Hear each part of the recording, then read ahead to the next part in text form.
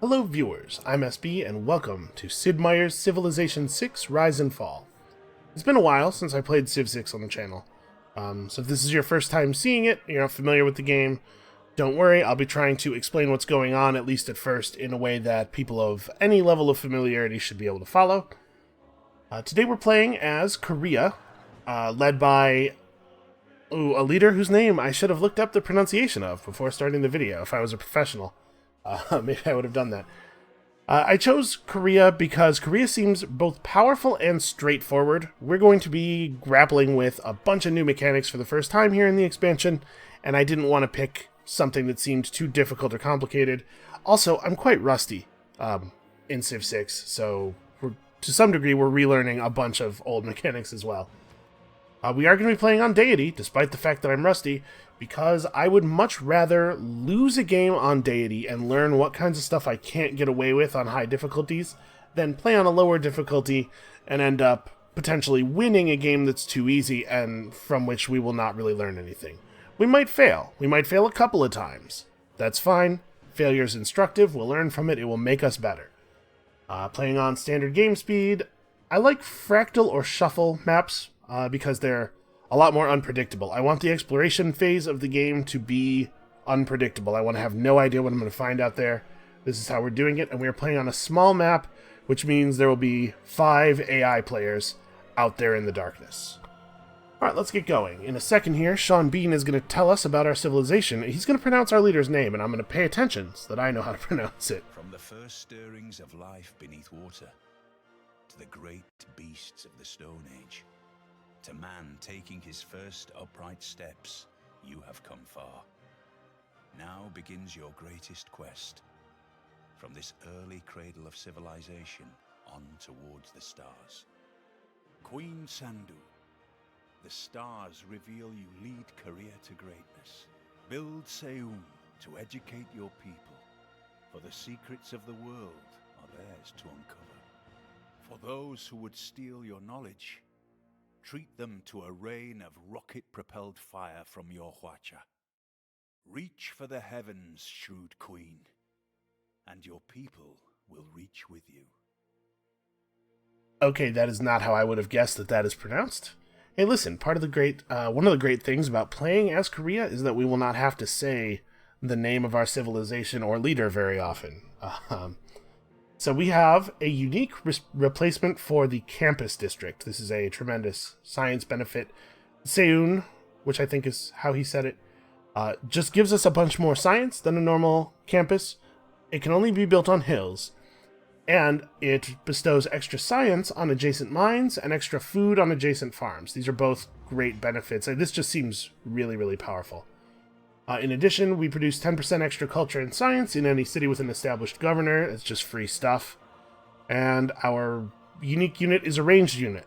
Every civilization with a unique ranged unit is good, as far as I can tell. It's just, it's always a good thing. That said, again, Rusty probably will encounter some difficulty here, no matter how good our civilization is. So this guide will introduce us to the new features of the expansion. Now, I do know about the expansion systems, but obviously this is my first time actually coming hand-to-hand with them, so we'll see how it goes. We earn historic moments by accomplishing great feats in the game, for certain values of great. Some of these are not that impressive, but the point is, each time we get a historic moment, it will contribute points toward our era score. The game has a sort of a concept of global era. We start in the ancient era, we'll move on to the classical era and the medieval era and so forth. When the eras change, the game will compare our era score, which is represented way down here in the bottom right, against some predetermined thresholds. If we've accumulated enough era points, we'll go into a golden age and get some benefits. If we do very poorly, we'll go into a dark age, and there will be some consequences for that. We'll be able to track it via this little meter. It'll fill up as we get closer to our thresholds. Fill the gold meter to earn a golden age. You get cool stuff. We'll engage with this system more when it's time for an age change. Loyalty is a measure of how committed your city's citizens are to your civilization. If loyalty ever reaches 0, your city will rebel and become a free city, open to claims by militaries or loyalty pressure. I'm very interested in this system. I like These kinds of systems, pretty much whenever they appear in 4X games, I find the influence interplay in Endless Space 2 to be very satisfying. So I'm really into this, but we'll see how it's actually implemented. Governors can stabilize the city's loyalty and have unique abilities that unlock through titles. We'll dig into that when we unlock our first governor title. Alliances with other players are specialized. When you want to make an alliance with another player, you choose like an economic alliance or a research alliance or something like that. You and the other player will each get benefits based on the type you chose, and those benefits will increase if you can level up your alliance. There's some concept of alliance points. This is probably the system I have the least understanding of. But also, it's not one we're going to have to grapple with here at the beginning. Also, civilizations can band together and declare an emergency when critical events happen in the game, such as a nuclear strike. Yeah, we'll worry about the emergency system when the first emergency happens. Our city banners have a lot more information on them than they used to, which I appreciate. Okay, here we go. Will our civilization rise or fall? I'm guessing it's going to do a little bit of the first one, and then quite a bit of the second one. So I'm going to turn on our yield icons here for just a second. I won't leave them on the whole game. I know people do not like that, but... Okay, so we have some interesting, we have some pretty good territory here. The way resources work in Civilization, the way you gather resources from the map, is reliant on your population, and the way that it works means that it's way more important to have a couple of extremely good tiles in your cities, especially in your first city, than it is to have a large number of pretty good tiles. So you're looking for food and production, mostly. You're looking for like 4 or 5 points spread between the two resources is a pretty great place to start.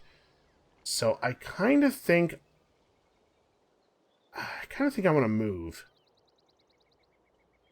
There's a great debate about whether or not it's right to move on your first turn because, you know, you're sacrificing the resources of the first turn, and 4X games are engine games. The earlier you make gains, the more significant those gains are. But I really do want to be closer to these horses and this other banana tile.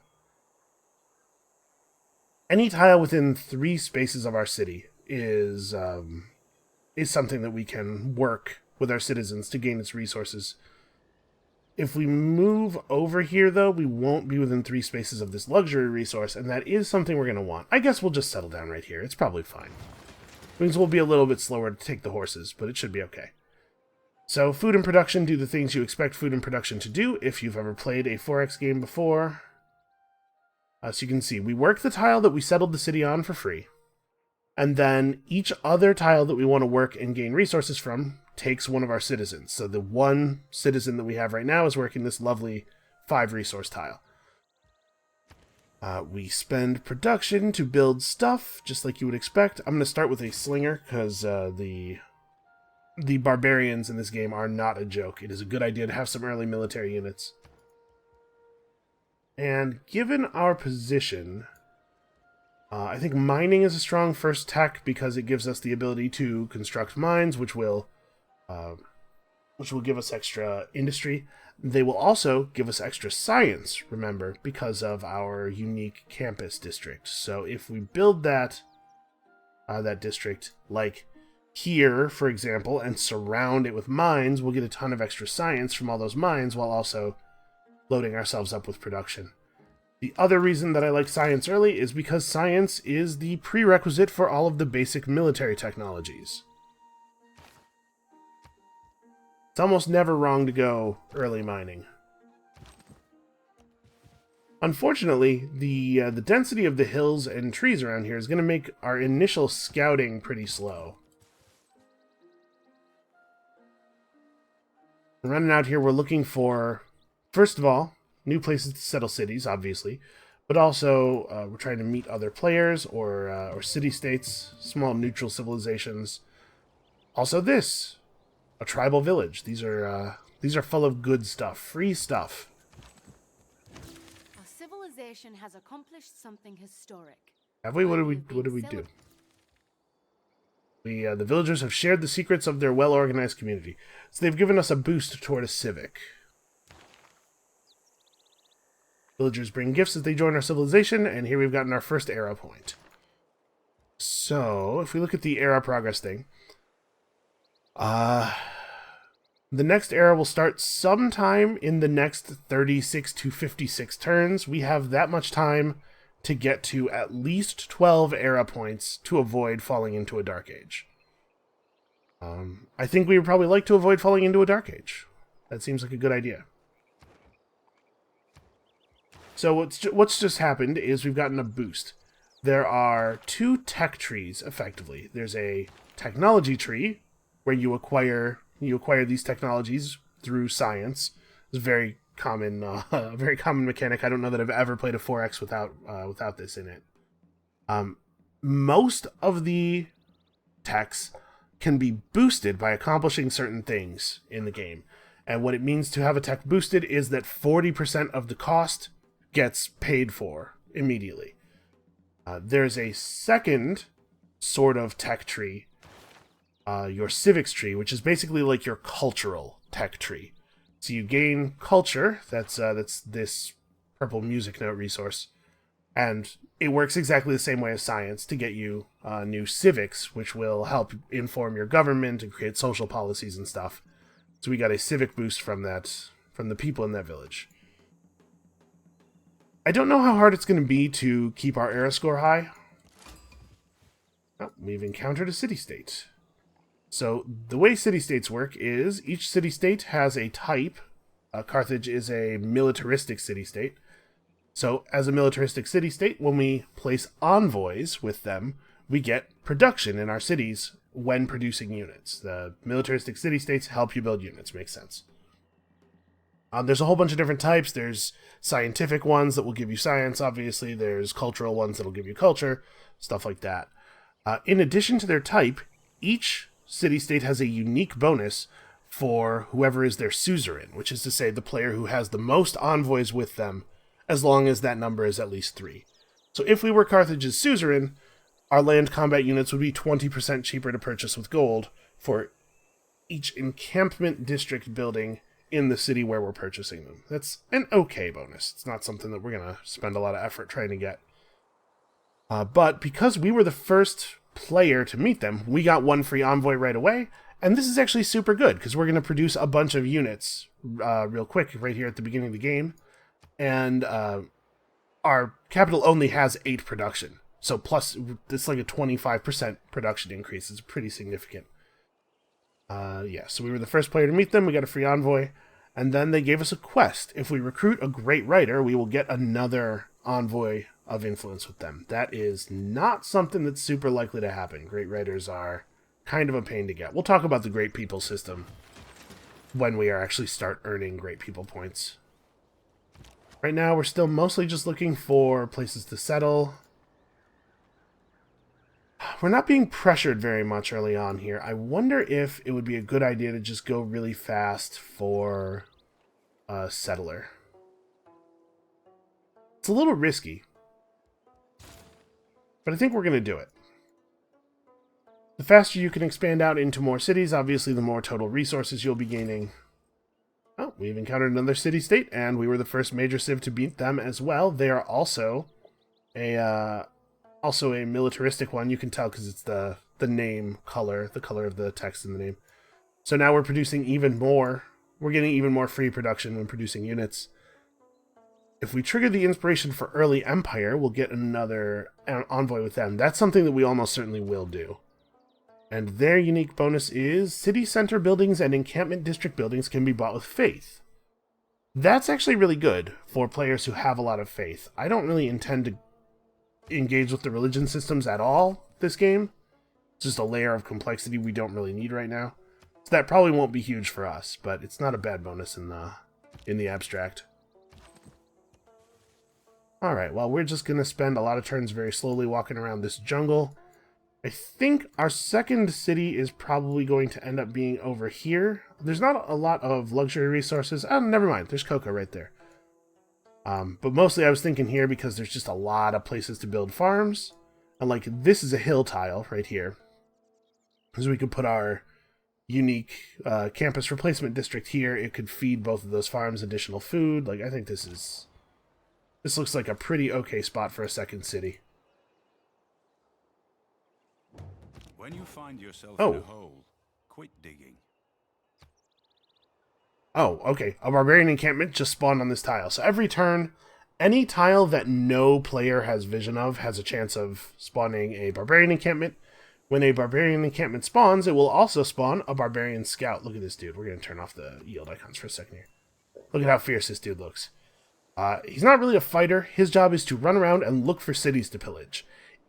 So he just kind of moves around the map randomly. If he locates your city, he'll get a little red exclamation mark over his head to let you know that, like a Metal Gear Solid guard, he has spotted you. And then he'll run back to his camp. If he makes it back to his camp, he'll tell them where your city is. They will muster up a bunch of units and they will come and raid you. It can be crippling if you do not deal with it quickly. I think it is worth stopping our exploration for now just to kind of let this dude have it. It looks like probably there's nothing over here. It looks like the coast just wraps around. So why don't we head up this way? Oh, hey, look. We've discovered a new continent. This land over here is a different continent than our mainland. So this is one of the sort of core concepts of Civ 6, is that the map has a bunch of different lenses that you can view it through that give you different kinds of information about the tiles. A lot of these lenses are not particularly meaningful to us right now because a lot of them are about player-generated resources and stuff. But we will be using those quite a bit over the course of the game. So discovering a new continent is the thing that normally boosts foreign trade. However, we already have the foreign trade boost because of that tribal village. So we finished mining. Animal husbandry to pick up the horses that we've already settled kind of near and that we're going to settle near over here. Probably not a bad play. We could also start working toward irrigation so that we can pick up our luxury resources. In fact, that's probably a pretty good idea. So irrigation is here, behind pottery. And we have to build a farm on a resource to boost it. That should not be terribly difficult. Once we've settled our second city, wheat and rice both can have farms built on top of them. Alright, the scout is making for our city. I think we probably will just stay over here and try to destroy the camp before he can get back. That will certainly blunt his influence. Alright, we're about to properly complete our first civic.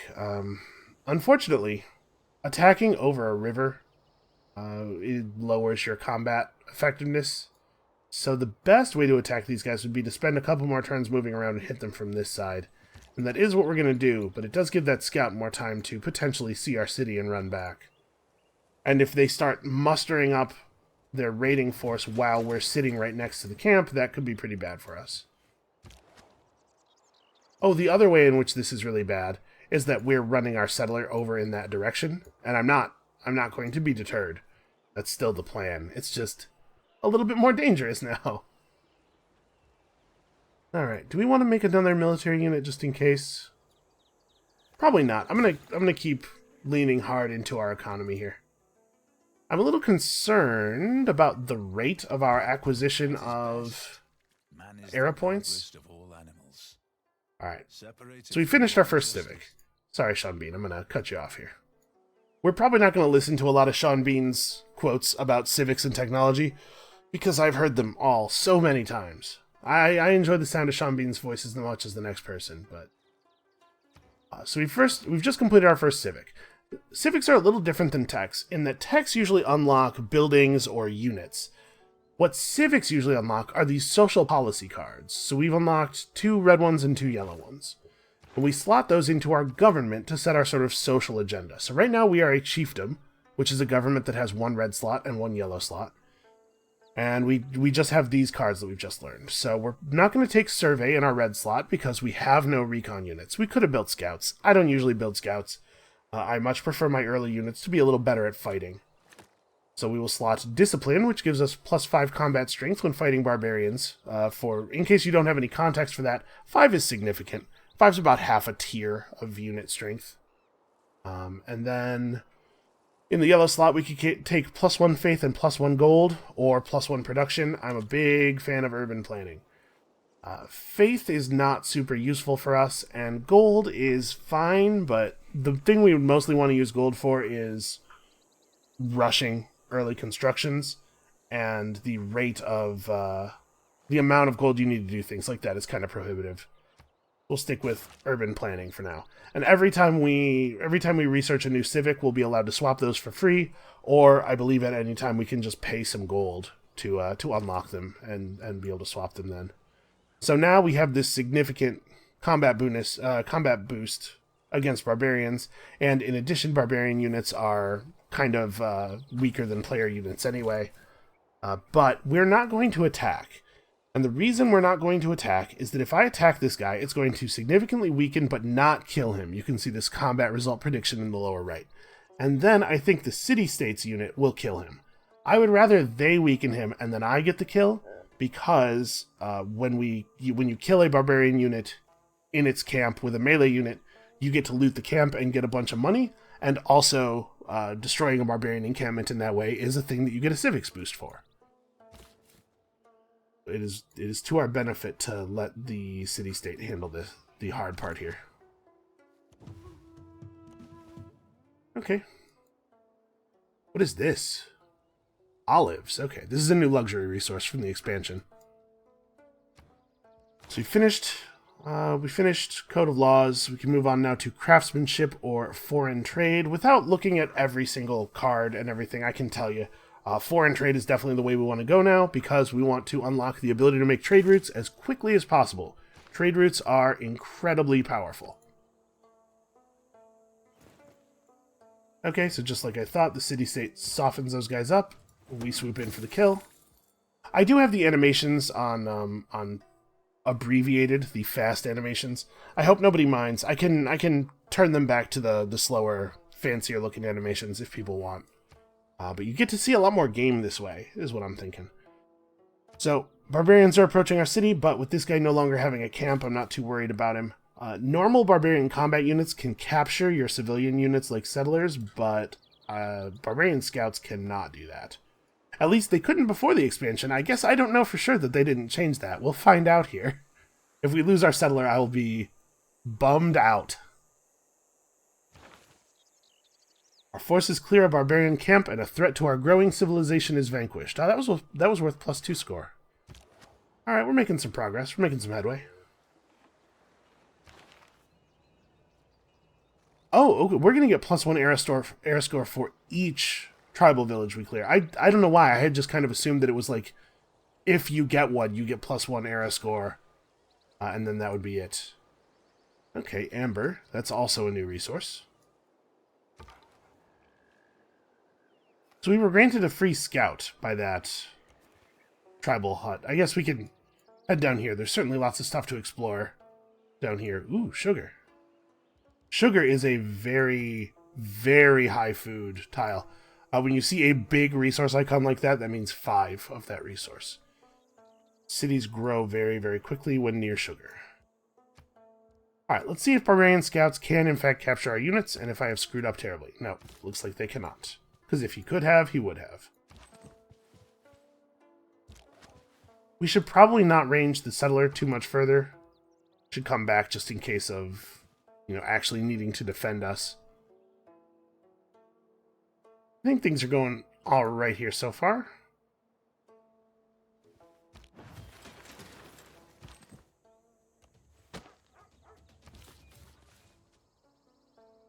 All right, I'm looking at this. I'm trying to make sure. Is this the spot to found on, or would I rather found here? Does it matter? I guess if I found here, I'm closer to the Jade, which is another luxury resource we could pick up. So the settler vision here, the settler lens, what this is showing us is red tiles are tiles you cannot settle in. You're not allowed to put down a city within 3 tiles of anyone else's city. Or sorry, of any other city, not even of your own. The white tiles are just normal land. I could put a city down here. The light green tiles are land that has access to salt water. Access to water increases the starting housing of the city, which is like a thing that softly caps your population growth. tiles in the more saturated green have access to fresh water, rivers and lakes and stuff, and those have the best initial housing value. See, it gives +3 initial housing. So we want to settle along the river for that reason. I think I might settle up here. It does put us one tile further away from the horse and from one of the farms, but it means we're probably going to be able to steal this this jade tile from the city-states, which we would not be terribly likely to be able to do otherwise. Okay, I kind of think, actually, this builder just follows the settler. It's more important to improve these tiles over here, initially, I think, because we can get some boosts from them. Peaks resembling tiger's teeth, dramatically soar about 1 kilometer into the sky. We've discovered a natural wonder, and it's a very good one. It doubles the terrain yields of all adjacent tiles. Our knowledge of astrology has been boosted, because that's, you know, if you discover a natural wonder, that's what gives you that boost. And we got a historic moment from it, a big one, +3. Okay, so only the first player to discover each wonder gets the boost. So yeah, you can see the tiles around it are pretty good. Taurus del Pain is a very, very powerful wonder. Well, we're probably going to want to set a city down there pretty soon. Alright, you should probably come on back. We'll come back, you know, through this area so that we can see what is beyond the trees. I mean, it's very unsafe to just build another settler here, probably. So I'm going to do it. It's probably not that unsafe. We're receiving absolutely no pressure. Not a lot of barbarian camps, no hostile players or anything. I'm pretty happy with our position right now. I think we can afford to keep building out our economic engine. Okay. That's not great. Scouts are not great fighters. This is why I didn't want to build a scout in the first place. Well, I think we're going to let this scout go. If he wants to flee into the jungle, we're going to let him flee into the jungle. This warrior has a new mission.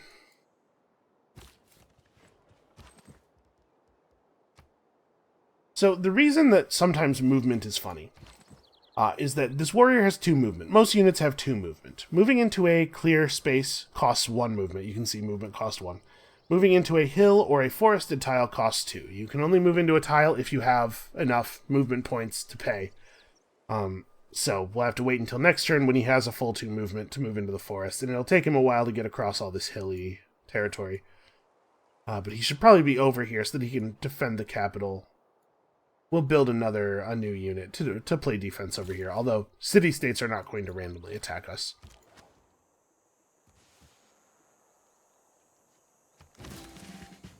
Oh, I had that scout. That scout had a movement order queued up. Okay, and the barbarians are spawning ranged units, so we are going to move once here. So our scout has earned a promotion. Most units earn promotions through combat.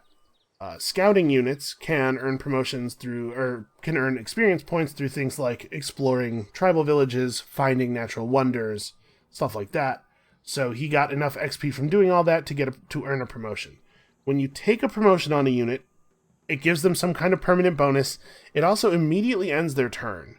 And you can't take a promotion if you have no movement left. So we move until we have just 1 point of movement left, then we take our promotion. And here's the tree.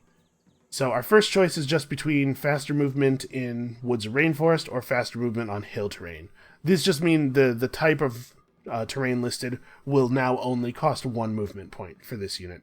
I think it's hills, right? There's a lot of jungle and forest to our north and west, but it's actually pretty explored already.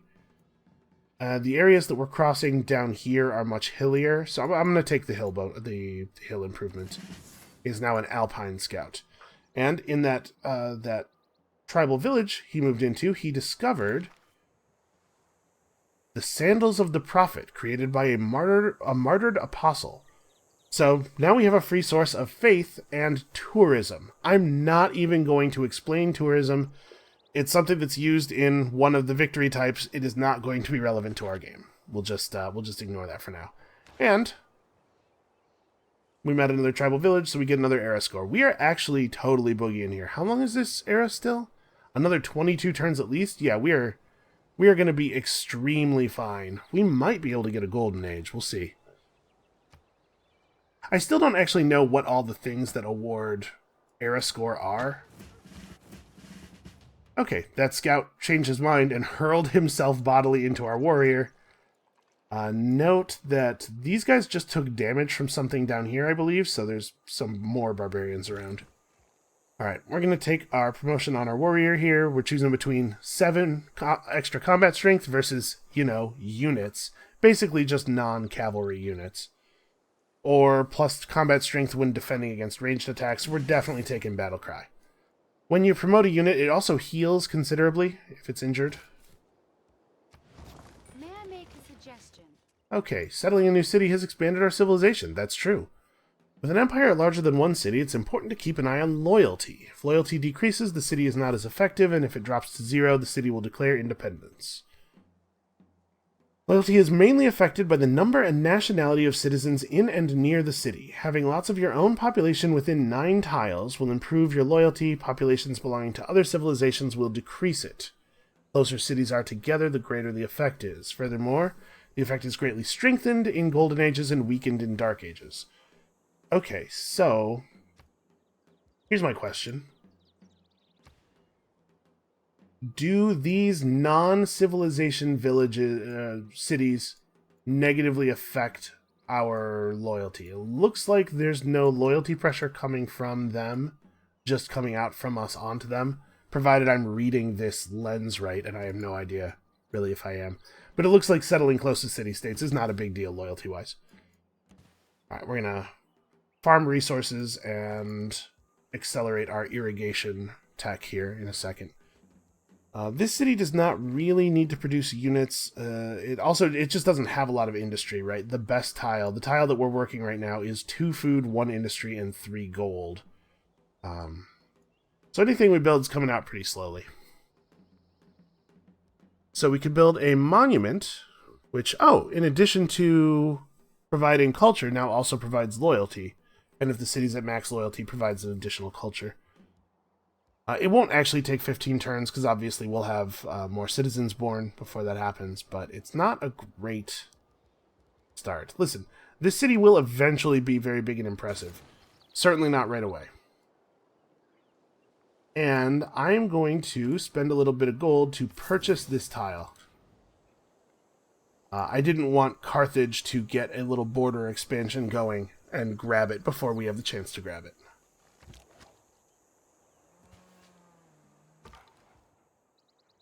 Alright, our scout is being pursued, but fortunately he can move across hills for a single movement now.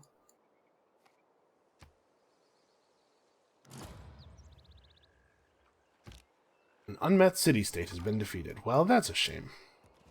Somewhere out there, somebody is getting strong.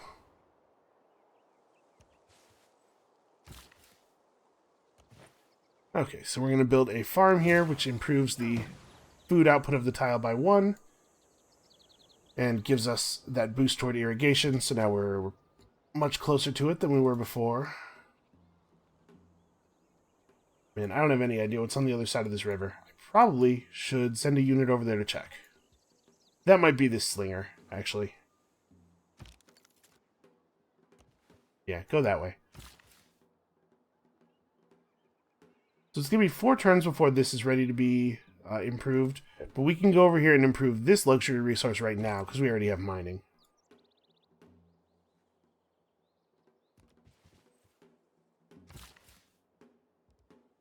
You don't have enough movement to move onto the hill, unfortunately. I guess our scout could just engage in combat with this other scout. We do have a combat strength bonus from a card. That's probably actually a good idea.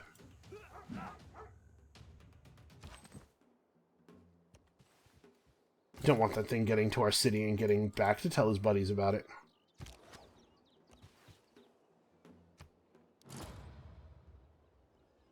Unmet player has finished building the world wonder Stonehenge. So there are world wonders that can be built. They're large and powerful, but very expensive in terms of production. Alright, we've entered the enemy unit's zone of control. The hex is in a ring around it, and it stops our movement because of that. Okay. Our mining operations have given us the ability to create an axle. Our knowledge of the wheel has advanced considerably, and we just picked up our first luxury resource. So luxury resources are important because they provide amenities. Amenities are used to counter unhappiness. Your citizens will get unhappy as your civilization grows due to overpopulation and stuff, and there are a bunch of other things that will affect happiness as well. The main way of positively affecting happiness, in the early game at least, is through luxury resources. Each type of luxury resource you get control of will provide one amenity to 4 of your cities. Like I said, in the early game, we'll be maintaining happiness almost entirely through amenities from luxury resources. Later in the game, we'll pick up more ways to manage our amenities.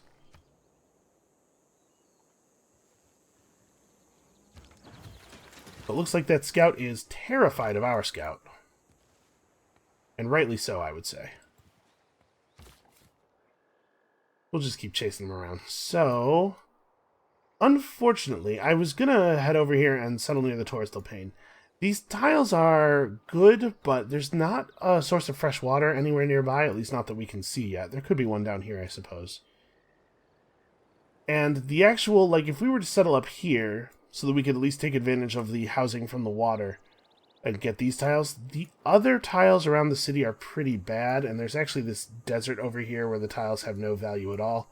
The city would grow pretty quickly, having access to a 5 and 2 4s pretty much immediately, but I'm wondering if maybe it might be better to settle down here where we know we have good growth. We could take advantage of this 4.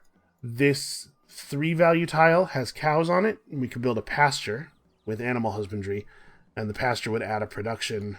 We could take advantage of the sugar. I think we're going to head down this way. The sugar is a big factor in that decision. All right, so we're going to get back to the cocoa just about in time to improve it. And we see spices over there. I do like spices an awful lot. Yeah, we're going to build another settler.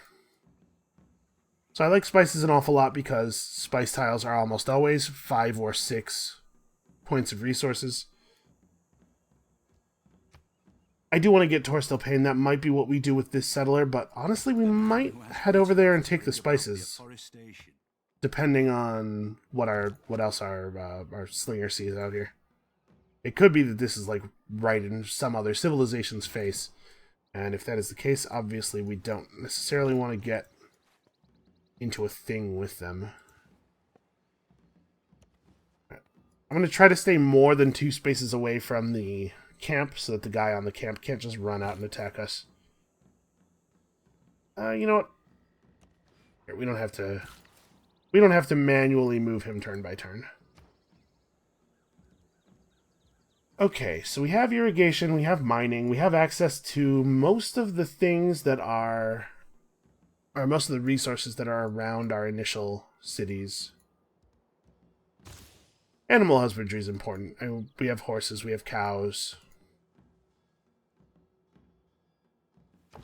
That's the Right now, aspect of trade, I suppose.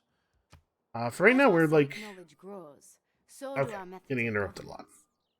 Furthering this endeavor will allow us to appoint a governor to strengthen our power in our cities. Okay, yeah, we do need governors. So the way we unlock governors is some of the civics have these governor titles attached to them. When we learn these, we get access to governors and whatever weird abilities they have. So for the moment, our focus in the Civics Tree is political philosophy. This is where we're headed. We have to get these 2 techs, and because of that, the prerequisites, these 2 techs, or civics rather, in order to get political philosophy. Once we have this, we can choose a new type of government. That's what these are. And that's a pretty big boost of the effectiveness of our civilization. So that's what we're sort of beelining toward. Craftsmanship, we are just about to get the boost for. We're about to improve our third tile with our builder. So I think that's a good direction to go in. Definitely want to be able to clear this barbarian camp. Okay, well, we found that slinger. I was kind of hoping that he had been killed, like he wandered off somewhere and fought a civilization unit, but I guess not. Alright, so, builders. Builders cannot improve tiles infinitely. Each builder starts with only 3 charges. Every time you make a thing, you use a charge, so this will expend our builder. If we want to keep improving tiles, we're going to have to get some more. And, I mean, the tiles around our capital are still completely unimproved. We definitely need to build more builders. Okay, it looks like, in fact, there is nothing beyond the spices. Alright, at this point, we've generated enough faith per turn that we have become able to select a Pantheon. Pantheon will form the core of our civilization's religious beliefs. If we were interested in founding our own religion, we could build a holy site and try to attract a great prophet, and there's a whole thing going on there that we are just not touching. We have other concerns. But a Pantheon is still nice, because a Pantheon is just a flat bonus that will apply to all of our cities that we didn't have to do any work to get. So looking at these real quickly, anything that gives plus faith is something I don't really care about. +1 amenity to cities if they have a holy site on a river, while we probably will not build any holy sites the entire game. Production toward early wonders. Great person points from districts. This actually doesn't seem horrible, but we might be able to do better. Plus culture from pastures sticks out to me as one that might be okay. We're going to have 3 pastures pretty quickly here, but also 3 culture is not amazing. Plus food from camps is not super relevant, although I do like food. We just don't have a lot of places to put down camps. What do we have a lot of? We have a lot of plantations. So there are 2 different plantation pantheons. One of them gives you culture from certain resources, and one of them gives you food from certain other resources. We have a lot of banana plantations available to us. Well, actually only a couple, I suppose. And then we also have cocoa. We're going to have incense at some point. So incense and cocoa are on the plus food pantheon, while bananas and sugar and spices, all of which we're thinking about getting, are on the other one. That's a shame. If more of our resources were gathered together onto one pantheon belief, I'd be more likely to take one of those things. God of the Forge makes us better at producing early military units. We're not really under a lot of military pressure. I don't really care about faith. Increases healing in your holy sites. City growth rate is 10% higher. This just refers to the rate at which new citizens are born. Fertility rates is always fine. No matter your situation, this is always okay. Border expansion rate is higher, so you may have noticed that our city has claimed some additional tiles beyond what we started with. The rate at which it does that is based on its culture output, and then of course we can buy tiles like you saw with gold. This just makes us get tiles through culture a little cheaper, basically. Plus 25% production toward districts in cities without a district. That's fine, I guess. This is actually probably not very good. It's a bonus that each city only gets once, and it's not a huge bonus. I think we're just going to take fertility rates. This is like the least exciting pantheon, but we're not well suited toward any of the others, unfortunately. And we get some era score for that. I think we're doing quite well on this. So we boosted craftsmanship by finishing our third tile improvement, and we boosted mysticism by founding a pantheon. And we now have increased trade route capacity. So we've learned maritime industries, which increases our production of naval units, and caravansaries, which increases our gold from trade routes, neither one of which is particularly relevant, given, what's going on right now. I might swap our production here over to trader, It's a really good idea to get this trader going as early as possible. Are we anywhere near being able to purchase it? 175 gold. Yeah, you know what? I think we'll just keep building what we're building, and when we get to 175, we'll buy a trader. It's the fastest way for us to get one. So let's see. Will these barbarians run out to attack our scout? They will not. That's a shame. I was kind of hoping they would. Well, I think we probably ought to do this. Scout's just going to flee. We'll have our warrior attack their slingers. He should win. He should win that pretty handily. Oh, hey, a third city-state, and meeting 3 city-states is what boosts your political philosophy. Notice we did not get the free envoy notification. Another player has met this city-state, so there's probably another player up here. If we build an encampment, they'll give us an envoy, and what is their bonus? So first of all, they're cultural. You can see from the text color, so if we got an envoy with them, we would get some free culture. This would almost double our culture output. Obviously, finding a cultural city-state really early in the game so you get that first free envoy can be very significant to your culture development. And if we are their suzerain, all of our cities have the full housing bonus from water as though they were next to a river. That's interesting. It's powerful, but you're so often going to choose your settling places based on freshwater access that I wonder if you'll ever actually get a benefit from it.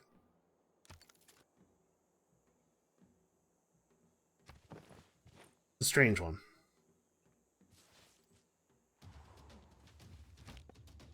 Alright, so the slinger ran up and attacked us, but slingers really are pretty weak units.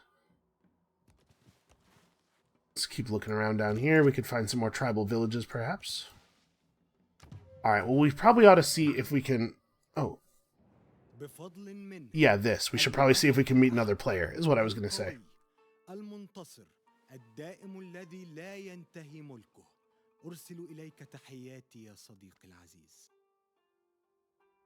Okay. This is not a bad find. So let's talk about what another civilization is made of. It is an honor to meet you, it turns out.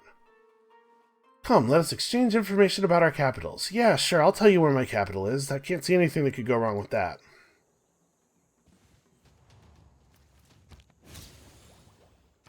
Despite the fact that obviously I'm not super pleased about letting him know where my capital is, I'm doing this because I'm trying to curry favor a little bit. So, here's the deal. For our purposes, the most important thing we need to know about other civilizations is that each leader has 2 agendas. A fixed agenda that's always the same. Every time you meet Salahuddin in your games, he will have this Ayyubid dynasty agenda. Then they also have one other agenda that's hidden, and it's picked from a randomized pool. So, he likes civilizations that build his worship buildings and dislikes civilizations that follow other religions or that wage war on followers of his religion. So because I've played this guy before, I know that he is guaranteed to get a religion. I won't go into the mechanics of it too much right now, but just know that he will get a religion for certain. It's tough to make friends with him if you are also doing the religion thing, because we're not, we might actually be able to get along with him pretty well. We can send him a trade delegation. We give him 25 gold, basically. If he accepts, he'll be a little bit friendlier, and we'll gain a level of access. So you may have noticed that when mousing over this, it says I have to reach a higher level of access in order to see what his other agenda is. You increase your access by building embassies, sending trade delegations, all kinds of stuff that we will eventually get access to. This is just the first part of that. Unfortunately, sending him 25 gold right now will mean that we do not get our trade caravan for a couple of extra turns, but he's likely to get annoyed with us pretty quickly, and this might help to stave off war. Then again, he's far enough away that maybe I don't care about that. I think, as dangerous as this potentially is, I'm going to skip sending him the delegation because I want to buy the trade unit right now. So we are going to... Am I going to bother to buy the trade unit here? No, I'm going to wait. Actually, I guess we're going to wait a turn anyway, huh? I'm going to wait and do it with my I'm going to buy the new unit here in this city that we're about to found. So you know what? I will send him a trade delegation this turn. Okay, our delegation will be treated with the utmost regard. Cool. Because it turns out we're not going to be able to buy it this turn anyway. We want to buy it in the new city because we can use it to develop our city, our new city more quickly. Alright, so having met that guy, we get another point of air score, and we're already almost guaranteed not to have a Dark Age. Okay, fights with barbarians highlight the need for stronger weaponry, so we get a boost toward bronze working.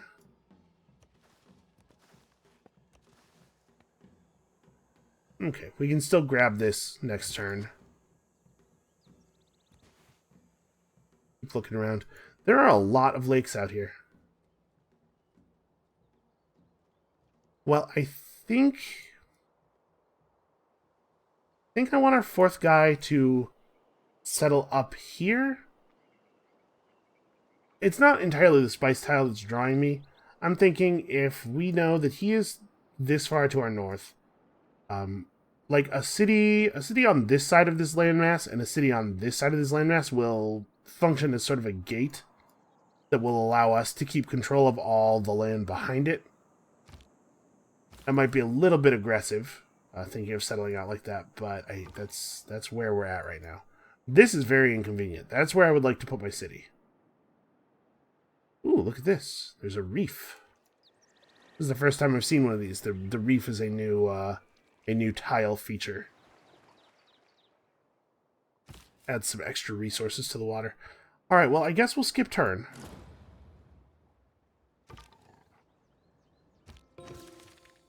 These two are just, like, locked in a death stare.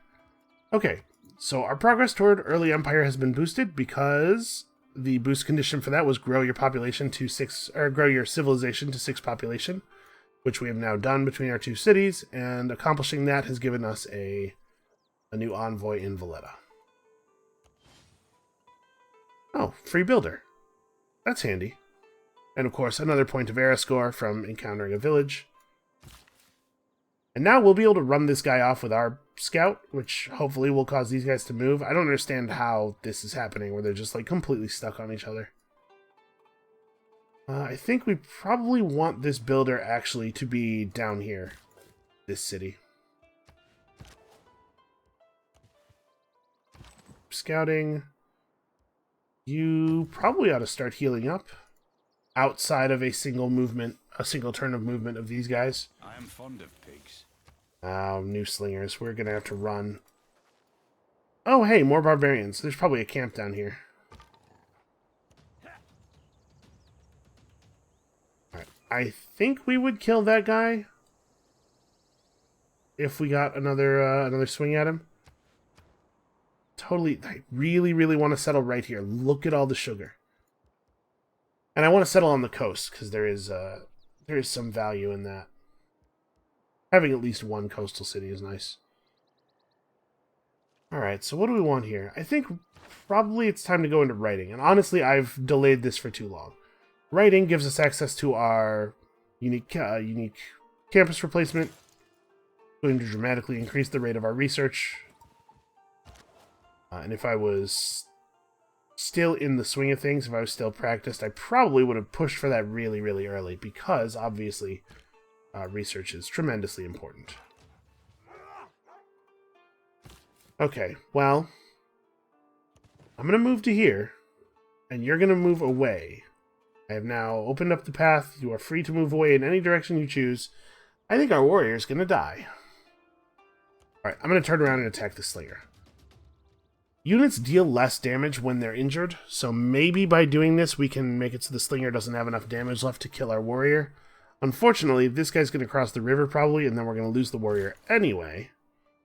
We're going to have to build some more military units.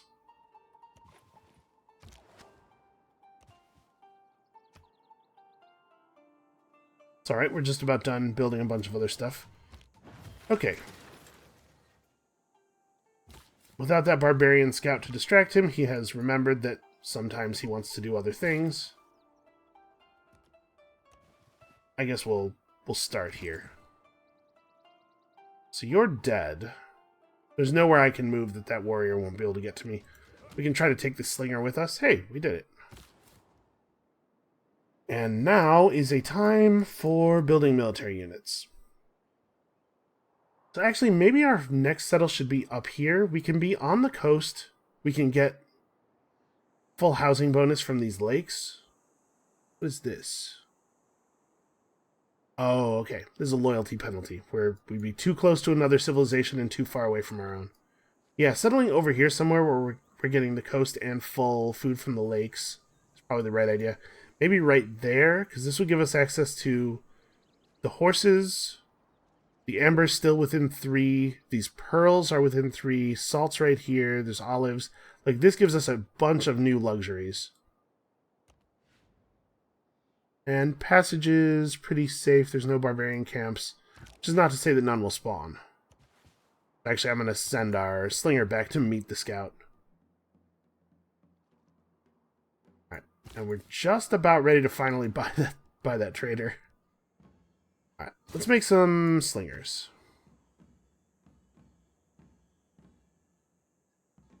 Does this city want to make a slinger?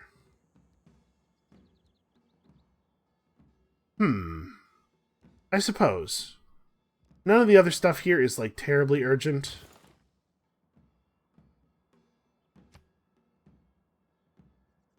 Yeah, so our warrior's gonna get killed now.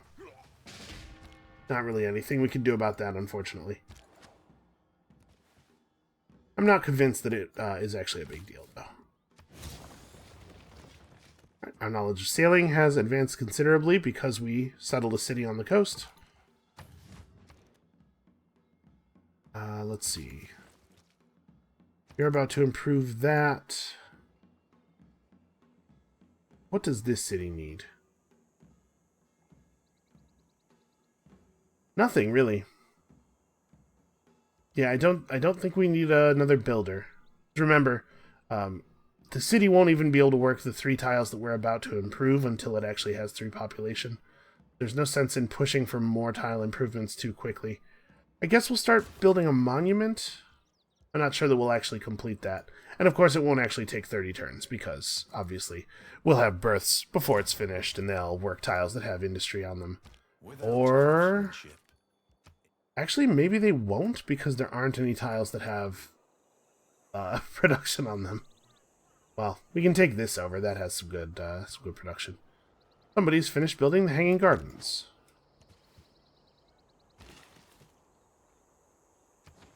That really does not affect us at all. Alright. So we don't actually have any other units to command. Alright, so like I said, political philosophy is where we're really going. Pick up Early Empire next. This will give us our first governor title. It will also unlock the ability to enforce our borders. So you see how our borders are dotted lines right now. That means that anybody could just walk in. Our borders are not actually like borders. They're not solid. They're permeable. Once we research Early Empire, we'll be able to actually tell people to stay out of our cities. Writing is easy.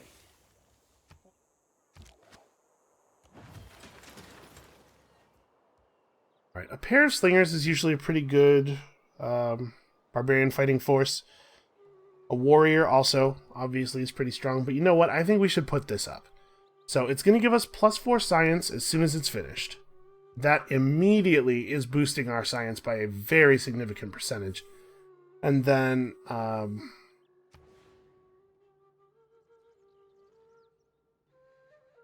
yeah, pretty alright. We, oh, -1 science from other adjacent districts. That's interesting. So we really want to put it here. Well, hold on. First of all, before I forget any further, let's buy this.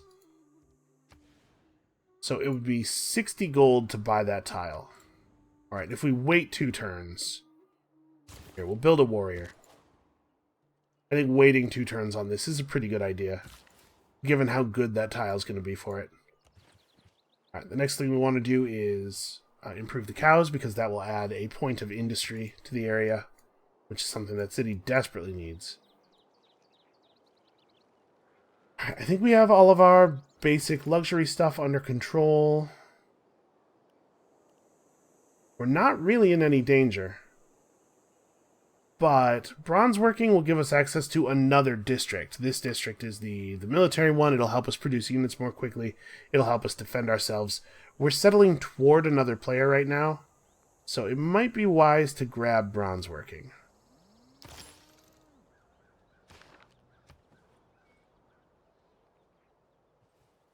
If our relationship with the Arabian Empire turns to bloodshed, we'll be really happy we did this.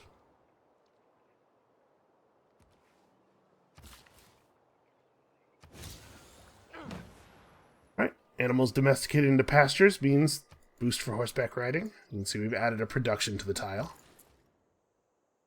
So, trade route. We can send a trade route out to any other city within range, any city that we're not at war with, that is. And we get back resources that are dependent on what exists at the other end.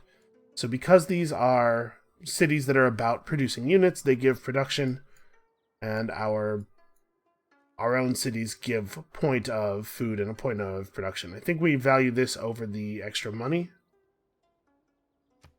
We'll make a trade route with the capital. And as pretty much happened in real life, sort of this is what happened, the trader will lay down road to facilitate trade, and once the roads are down, our other units, our military units and stuff, can use them to also travel faster from place to place.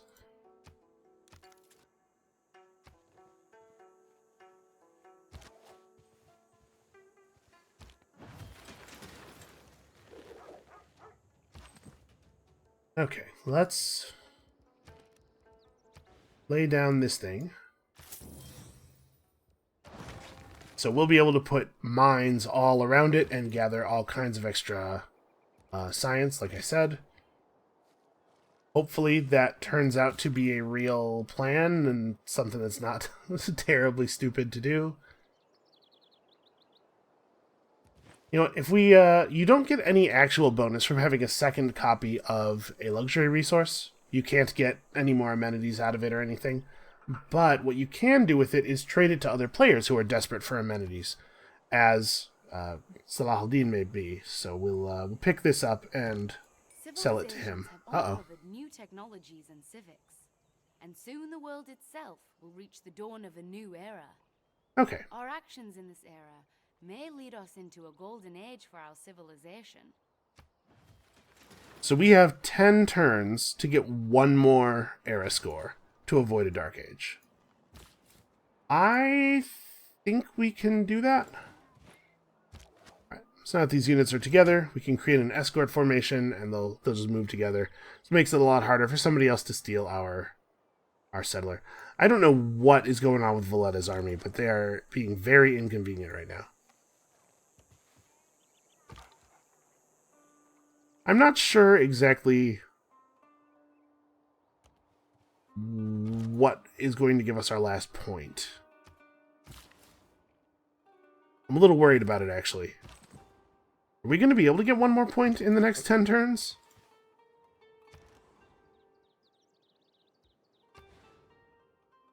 Okay.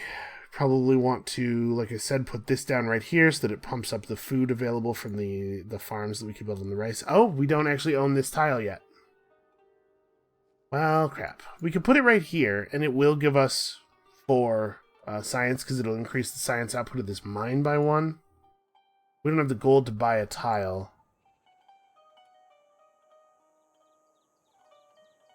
This is not a hill, so we could not... We could put it here. The intention of building a farm here. The farm will get some extra food. It's not amazing, but it does let us start getting the science right now, which is not an option that we have otherwise. This is better, though. I'm going to wait. I don't know if that's wise, but I'm going to wait. So what do I build in the meantime? I suppose, actually, a builder to head up to this city probably isn't not a terrible idea.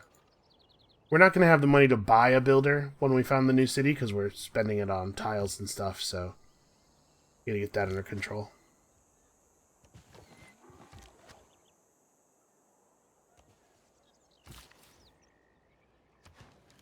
And those guys are definitely not going to actually make it to this barbarian camp to clear it in time. I will stand here. This is safe because he can't... moving here will bring him down to 1 movement point left, and he won't be able to move into the forest to attack us. I'm going to send our scout down here in the hopes that he will discover another tribal hut. Okay, he would like to pay me 4 gold per turn for 30 turns, plus 16 gold, plus he'll give me open borders for my extra sugar. I will absolutely accept that deal. I kind of forgot I was going to trade that to you, so good on you for paying attention. We now have the opportunity. By the way, my delegate in Arabia has learned that Arabia is trading with Korea. That's some good spying. Thank you very much. Okay, we've unlocked our first governor title. This is a whole thing, huh? So we pick one of these people and we get to appoint them to one of our cities. What do they actually do? They provide loyalty.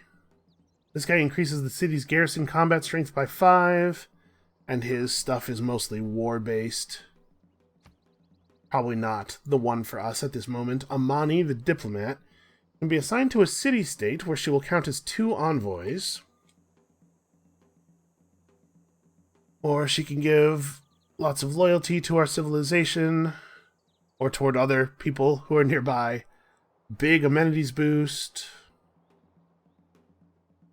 This is interesting. When established in a city-state, doubles the number of envoys you have there.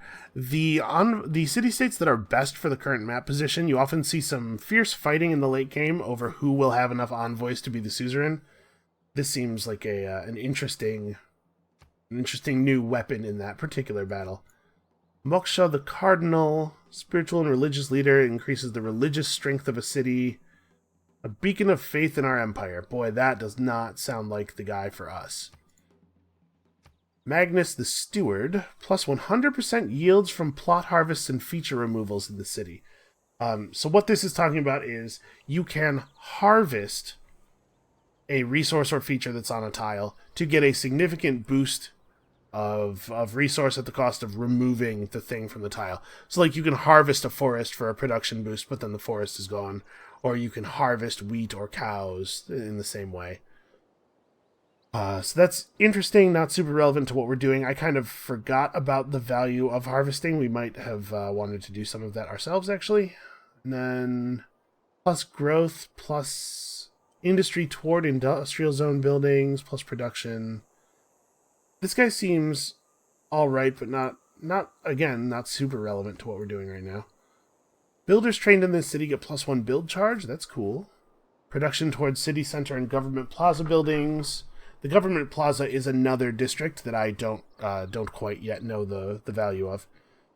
The fishery unique improvement can be built in the city on coastal plots. Yields 1 food, plus 1 food if adjacent to a sea resource. That's interesting. Production toward districts. Production toward entertainment complex and water park buildings.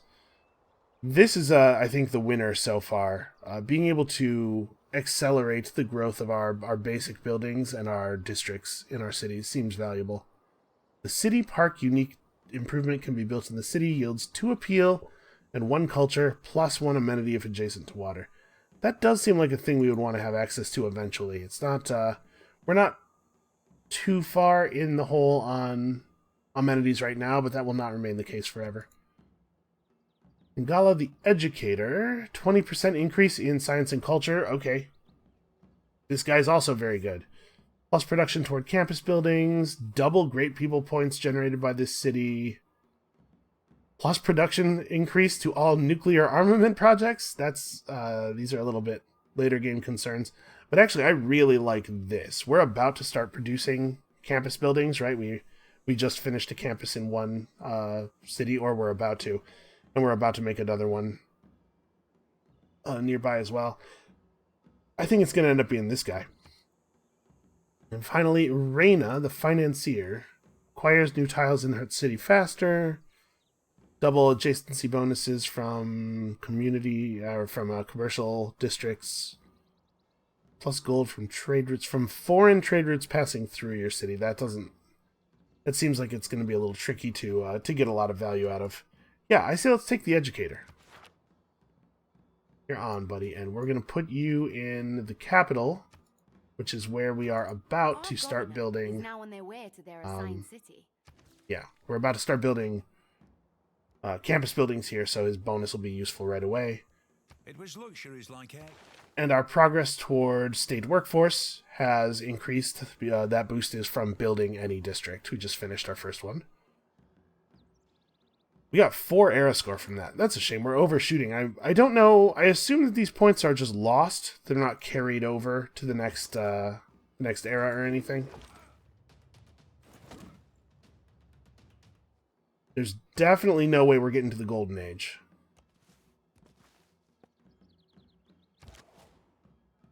Not finding anything of interest down here except for a whole lot more barbarians.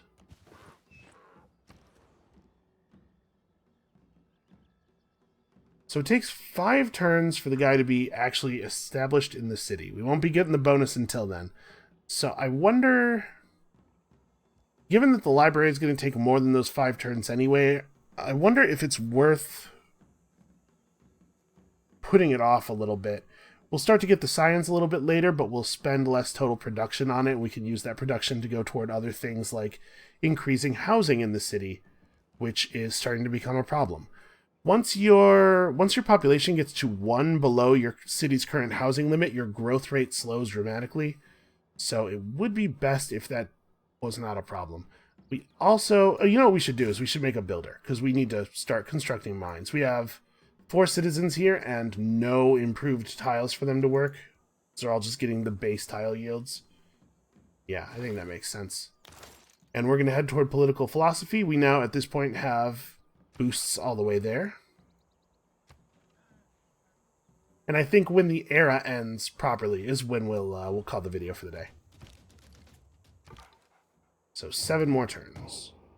Okay, well, we found the camp. That's not super helpful, actually. This scout is in a little bit of trouble. I'm not sure exactly where we're going to put the city. Here was where I was thinking about. Yeah, it's not bad.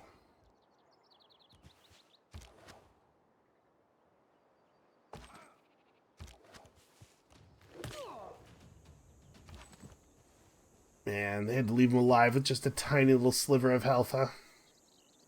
Inconvenient. I'm also interested in creating a lasting legacy.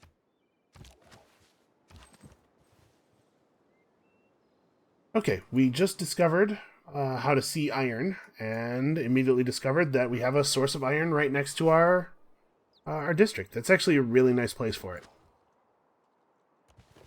Because obviously you build mines on iron. Oh no, he had the same idea. Uh-oh. He's going to get there before we are too. Oh, that's a shame. Alright, this is under control, so I'm actually going to move this slinger to the south to start heading toward this camp to deal with it. I could run over there and punch that guy in the mouth. I think let's do this. We might actually still be able to weasel out of this. Unfortunately, I'm afraid that hitting this guy is just going to end up with that other barbarian that we saw helping to trap us down into the corner. We need to escape. Alright, so this was useful. Finding iron was useful. I think the next best thing for our growth is going to be to pick up currency. I was a little worried about researching into the classical era because I didn't want to rush the end of the ancient era while we were still below our era threshold. I'm obviously less worried about it now.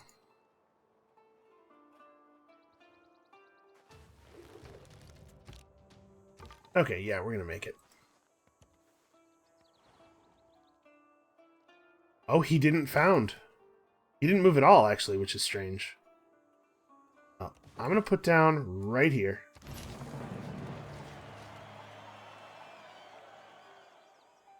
Okay, that's our first settlement on a different continent than our initial capital. Ah, yeah, there's the break. You know, we didn't miss the Dark Age by that much, really. Or the Golden Age, rather. So I think I am going to build an encampment here, just to make it clear that we are not to be messed with. Is it the best thing to do with our initial money? Probably. 119. How close are we to being able to buy anything of value? 230 for a builder. Nah.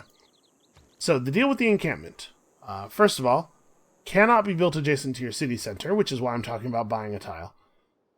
Secondly, once your city has defenses, once you build like city walls, cities can fire at invaders.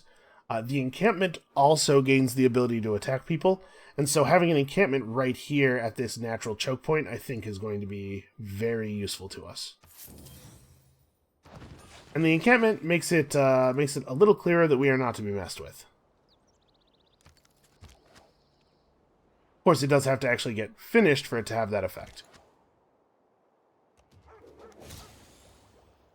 Oh, we finally killed an enemy with a slinger. That's true. It did actually take a really long time. That gets us an archery boost. And look at that. You do it once, and it's easy to just keep doing it over and over again forever.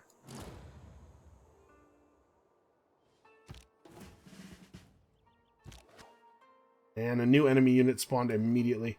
Well, you know, we're not in any danger here. We can take a moment and take an upgrade. +5 range strength versus land units seems awfully relevant to the slinger's main job of murdering everything. We'll just take a moment to heal up here.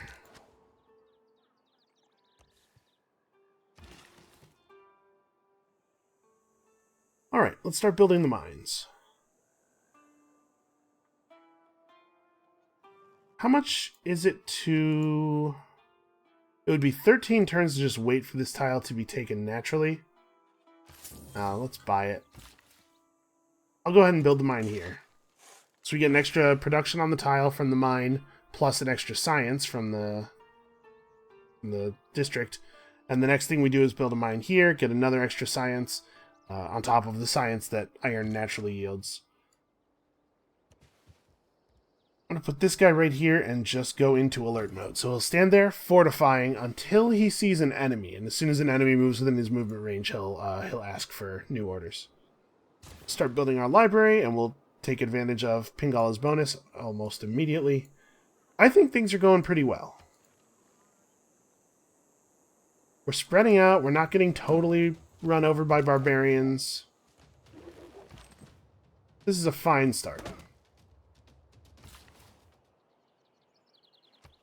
Okay, our governor is now established. It actually looks like he did not... Did he take any turns off of the production of the library? I wasn't paying enough attention. Okay, who needs orders? Oh, yeah.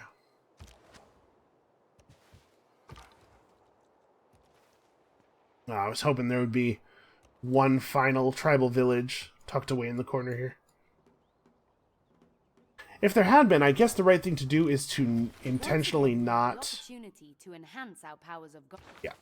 The smart thing to do would be to intentionally not take it, right, so that we could wait until the next era begins. Because we're definitely not going to hit the Golden Age threshold.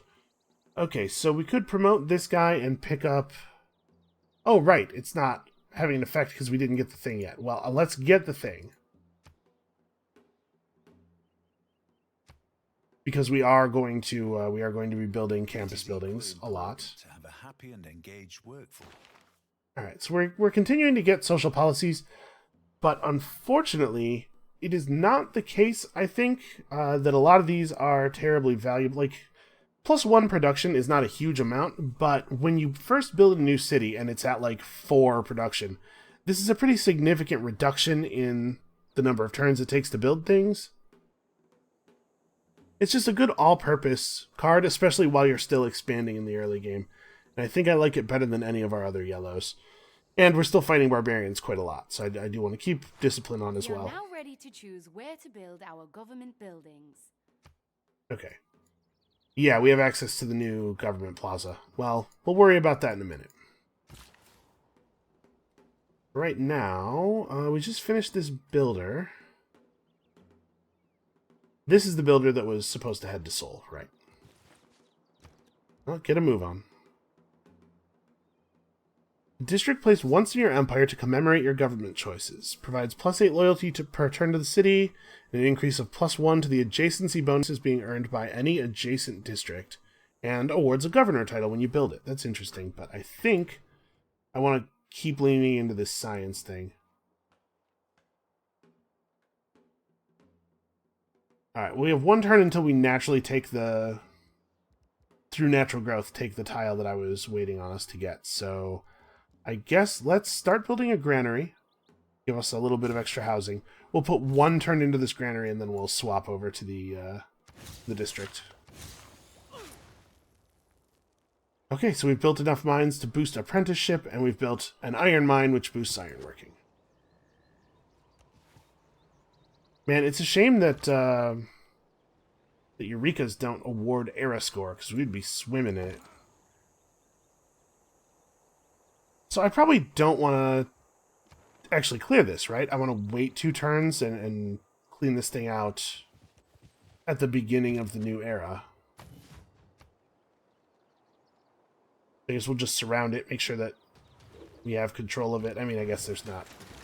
we're not really accomplishing anything. We definitely had control of it. Keep the barbarians under control. I guess we can just, like, get up here. I don't have to micro you turn by turn. Do I want to improve the bananas, or...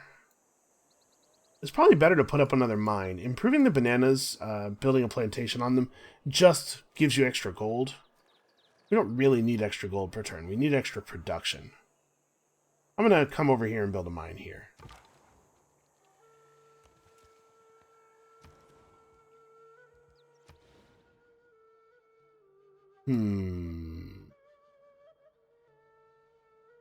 Where is a good spot to put down the thing for this district?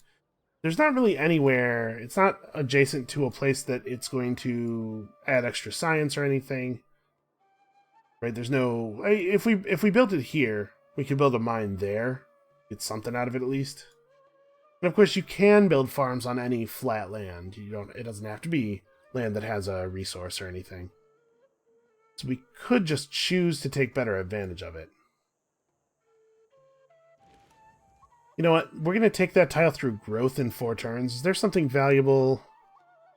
Oh, we're actually already at 5 population, right, because we have a huge amount of food. Let's start working toward housing, and when we get the tile, we'll start building the campus there.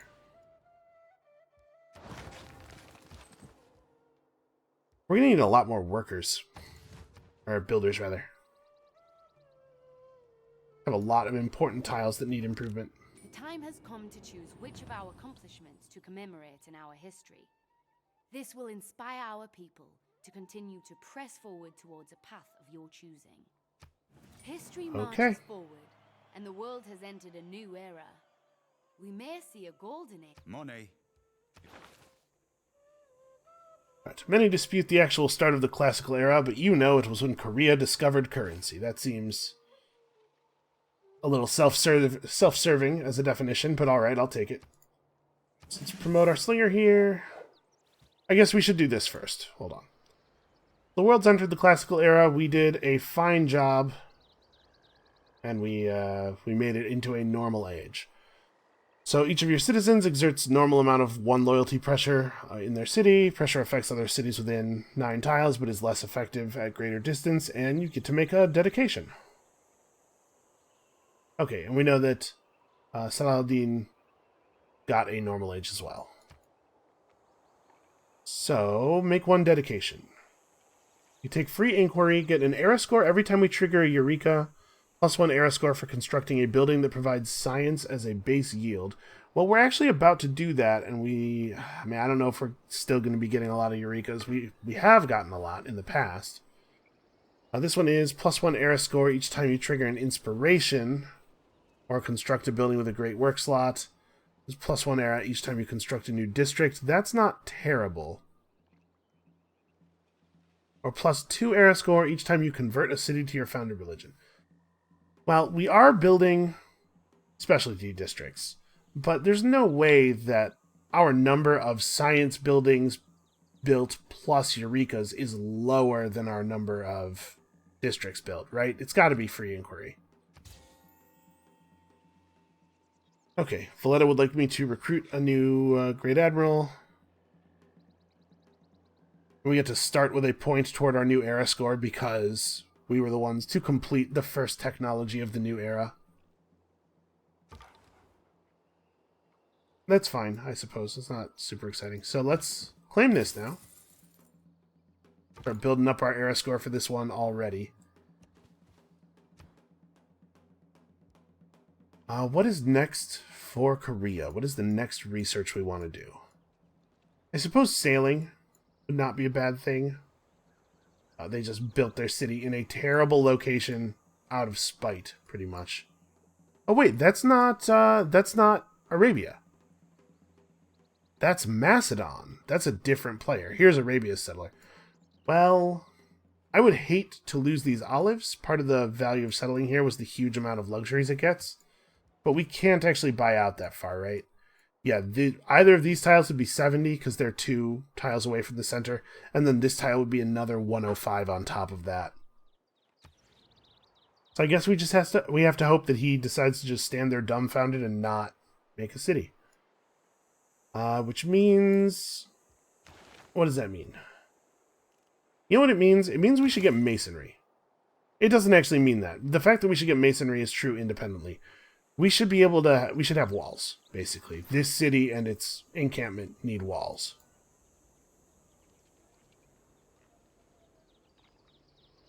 Okay, we're about to get an era score from this. But also, I think this is where we're going to have to call it for right now. It's getting a little bit late. Thank you guys so much for watching. I hope you are as excited about this expansion, as intrigued about the new possibilities as I am. Come back next time. We might end up in some minor border skirmishes, and of course, we're going to keep on marching toward the stars. Our very impressive science. And we'll see you then.